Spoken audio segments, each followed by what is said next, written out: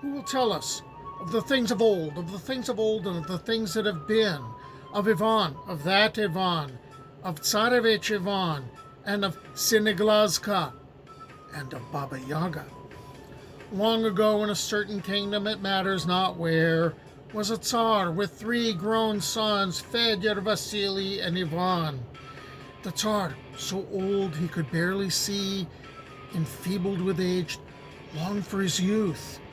He grew excited when a visiting merchant told him of a one-of-a-kind tree where golden apples were. Those golden apples gave eternal youth. If the old Tsar could eat but one of those apples, the merchant swore he would grow younger. The merchant also said that the owner of the tree would not sell any of the apples to anyone for any amount of money. The Tsar summoned his sons. My dear boys, my strength declines. So does my vision. So does my hearing. Help your aging father. Half of my kingdom will go to the one who delivers me the wondrous apples of eternal youth.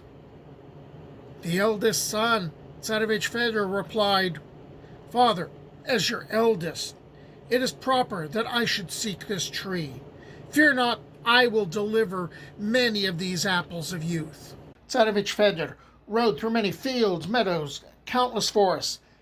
Then he faced a huge rock in the center of a crossroads.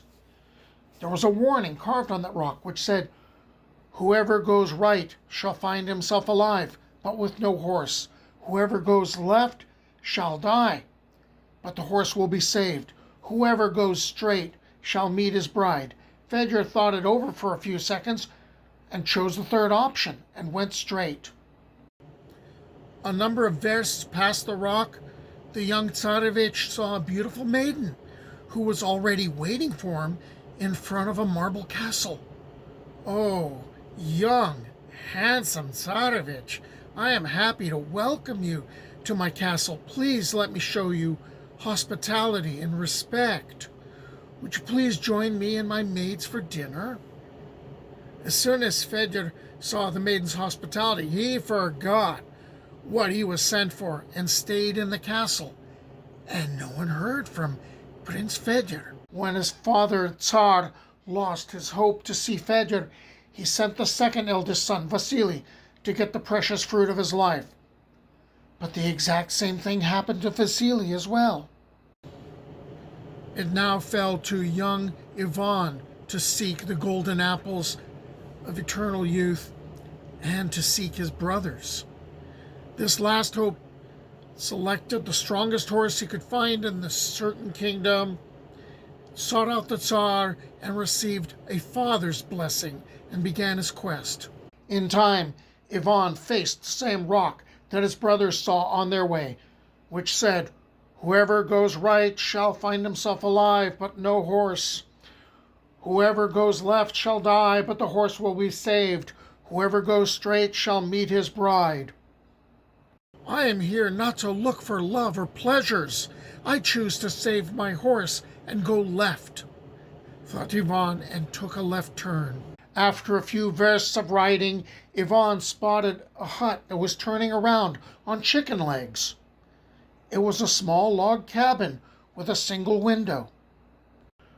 When the brave prince went inside, he met Baba Yaga, an old witch. Ugh, she said, I sense the Russian soul.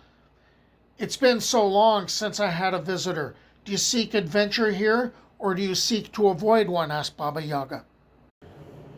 You have lived this long, to this age, and have not learned to greet and feed the guest first and ask questions later, replied Ivan Tsarevich. The Baba Yaga did what Ivan asked her to, feeling shamed, and started listening to the young man's story. After Ivan finished, the old witch said, You brave young knight have a long journey before you. I know where these apples are. You can find them in my niece's land. She's more powerful than me. Take my fast horse, my magical horse. Ride straight to my elder sister.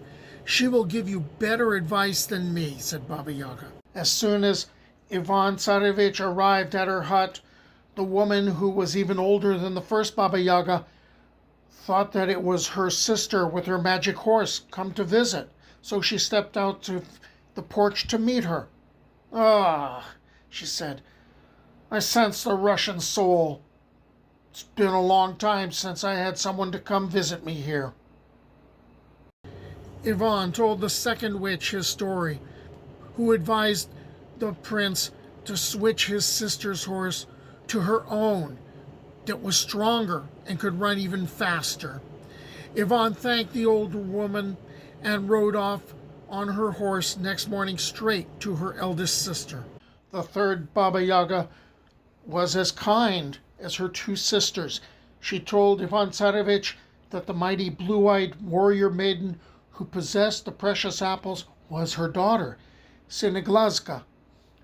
"Her kingdom is surrounded by a thick and tall stone wall.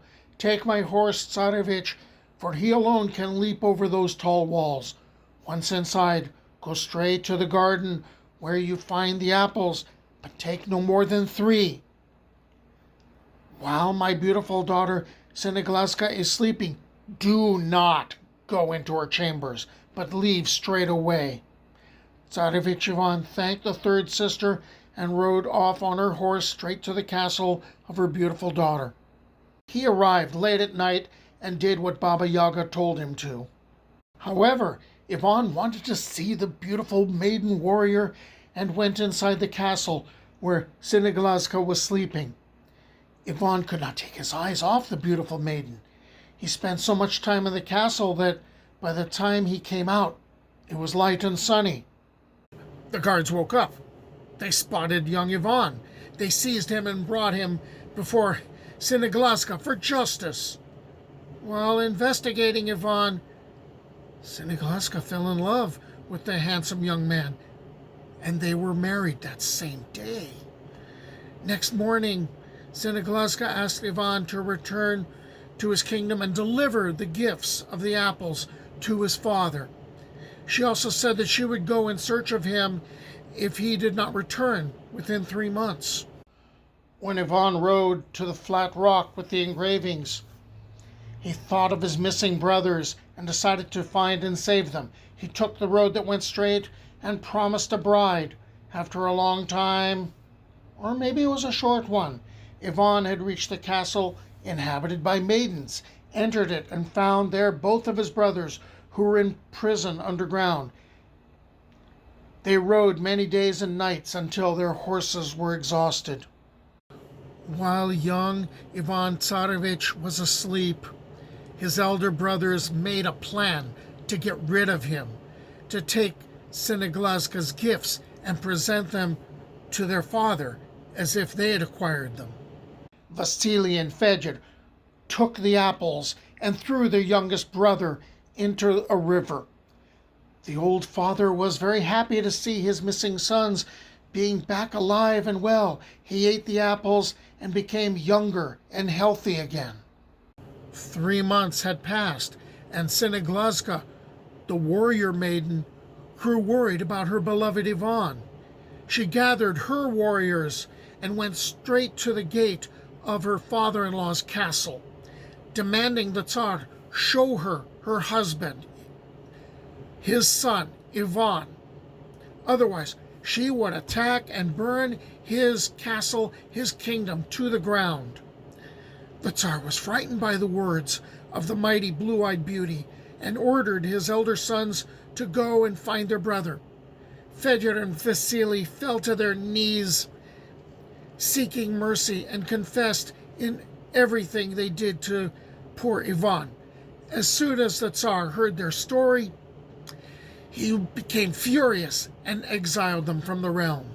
Meanwhile, the youngest of Baba Yaga's sisters came to the river where Ivan was thrown by his brothers.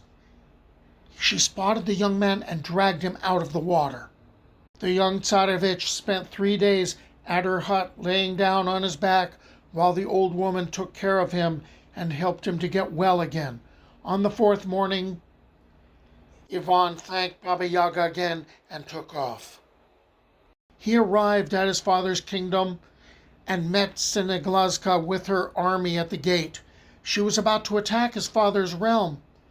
Ivan and Siniglazka were together again. Their kingdoms became united, and they had no cause to ever shed a tear. It was at the feast I heard this tale. There it was, I drank mead ale.